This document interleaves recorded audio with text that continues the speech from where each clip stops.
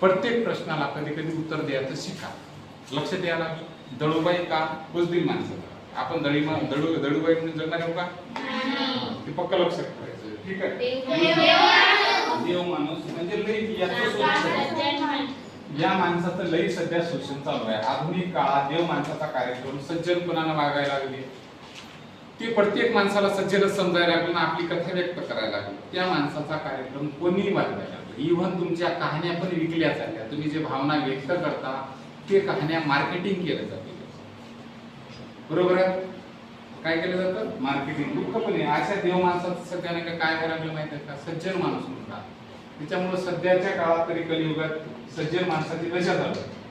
ठीक आहे, त्याला मानसिक समाधान आहे, पण त्याला मानसिक समाधान असून काही आपला दळभद्री समाजातला एक घटक आहे की अशा माणसाचं शोषण लई करायला. ते तुमच्या आजूबाजूला तुमचा चुलता असेल, काका असेल, कोणी गावातला एखादा साधा माणूस असेल, समाजातला एखादा नेता असेल, अशा माणसाला लोक सज्जन माणसाचं लई कार्यक्रम अजून काय करायला. त्याच्यामुळं कधीतरी अशा माणसाची बाजू घ्यायची शिका. ठीक आहे. तुमच्या इव्हन मायबाप सुद्धा एखाद्या सज्जन माणसाला त्रास देत असतील तरीही तुम्हाला पाठीराखा म्हणून कोणाचं राहायचं.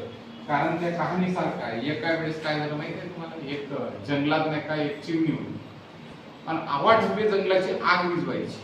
आता आवाढव्य जंगलाची आग विझवताना चिमणी आपल्या चोचीनं काय करायला लागली? पाणी टाकायला लागली, विझवायला. एक बलाढ्य नाही का तिकडून प्राणी आला काय म्हणला, ए चिवताई तू आपली ते आग विझवायला लागली, जंगल कधी विझल ना बाई, तुझी चोच केवढी, तू केवढी, जंगल केवढा, आग केवढी, विझणार कधी? तिनं उत्तर एवढं छान दिलं. कोणतं उत्तर होतं माहिती आहे?